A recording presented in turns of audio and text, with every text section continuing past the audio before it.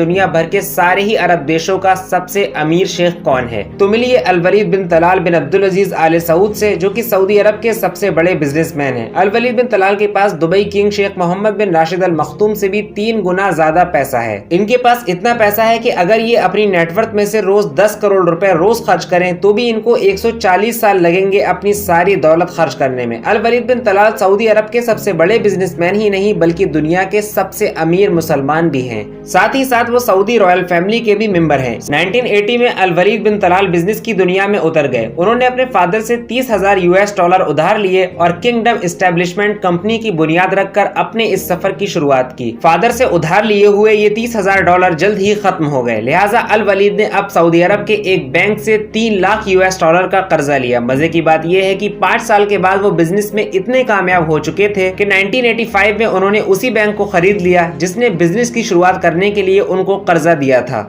अल वलीद बिन तलाल को और शहजादों से जो चीज अलग बनाती थी वो था उनका माइंडसेट। बिजनेस में कामयाब होने के बाद उन्होंने अपनी दौलत को महंगे शौक पूरे करने के लिए खर्च नहीं किया, बल्कि उन पैसों को रियल एस्टेट और स्टॉक मार्केट में इन्वेस्ट करना शुरू कर दिया। अपने एक्सपीरियंस से उन्हें इस बात का अंदाजा तो हो चुका था कि आने वाला दौर इंफॉर्मेशन टेक्नोलॉजी का है और उस वक्त इस फील्ड में अगर सबसे तेज कोई इंसान काम कर रहा था तो वो थे बिल गेट्स। लिहाजा अल वलीद बिन तलाल ने बिल गेट्स से नजदीकियां बढ़ाना शुरू कर दी और अब बिल गेट्स की शक्ल में उनको एक बेहतरीन दोस्त और फ्यूचर का बिजनेस पार्टनर मिल चुका था। 15,000 मेंबर्स पर फैली हुई सऊदी रॉयल फैमिली में अल वलीद बिन तलाल इसलिए भी यूनिक पर्सनैलिटी थे कि उन्होंने तेल की दौलत पर अपने आप को डिपेंड ना करके नए नए सेक्टर्स में इन्वेस्ट किया और खुद की काबिलियत को साबित किया। 25 साल की उम्र में अपने फादर से $30,000 उधार लेकर उन्होंने जिस किंगडम एस्टेब्लिशमेंट कंपनी की बुनियाद रखी थी, आज उसका नाम किंगडम होल्डिंग कंपनी है और आज ये कंपनी इतनी बड़ी हो चुकी है कि इसके कुल एसेट्स $10 बिलियन यानी कि 85 खरब रुपयों के बराबर हैं।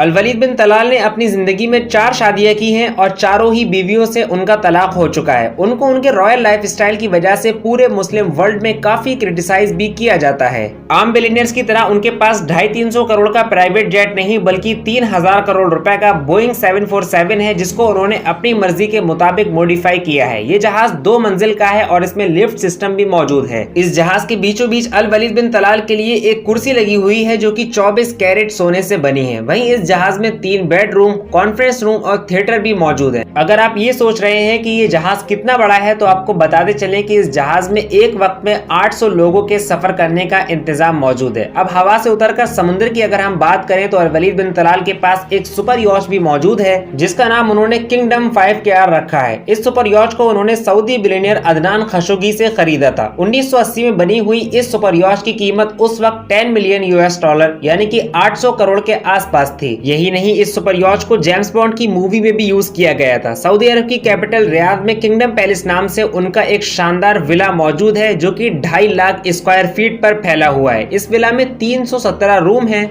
शेफ्स की एक माहिर टीम हर वक्त इस विला के अंदर मौजूद रहती है जो कि इमरजेंसी पड़ने पर कुछ ही मिनटों में 2000 से भी ज्यादा लोगों के लिए दुनिया भर के लजीज पकवान बना सकते हैं। इस विला को बनाने में $130 मिलियन यानी कि 1000 करोड़ रुपए का खर्च आया था। किंगडम होल्डिंग कंपनी के अलावा उनके Apple, city group, Disney, Twitter, Pepsi और कोका कोला समेत 300 बड़ी कंपनीज में भारी शेयर्स मौजूद हैं। 2017 में $39 बिलियन यानी कि 3 लाख करोड़ इंडियन रुपीस की नेटवर्थ के साथ अल वलीद बिन तलाल को दुनिया का 7वां सबसे अमीर इंसान अनाउंस किया गया था। बाकी आप अल वलीद बिन तलाल के लाइफ स्टाइल को लेकर क्या सोचते हैं हमें कमेंट सेक्शन में जरूर बताइए। चलिए अब इस वीडियो को यहीं खत्म करते हैं, इस उम्मीद के साथ कि वीडियो आपको पसंद आई होगी। आपके पॉजिटिव और सपोर्टिव कमेंट्स के लिए एक बड़ा सा थैंक्स। जल्द ही मिलते हैं एक और इंटरेस्टिंग वीडियो के साथ, तब तक के लिए अलविदा।